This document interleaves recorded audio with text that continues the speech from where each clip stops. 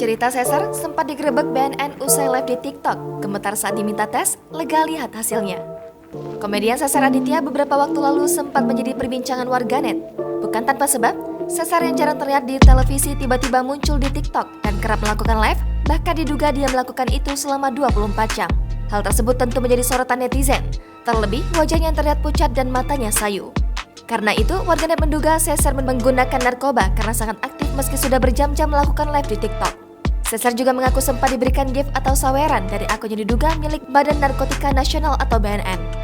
Lebih lanjut, Cesar mengungkapkan dirinya langsung digerebek BNN usai beberapa jam lalu melakukan live di TikTok. Saat itu, Cesar sedang tidur di rumah. Ia tiba-tiba didatangi penyidik. Kemudian, ia diminta penyidik untuk tes urin.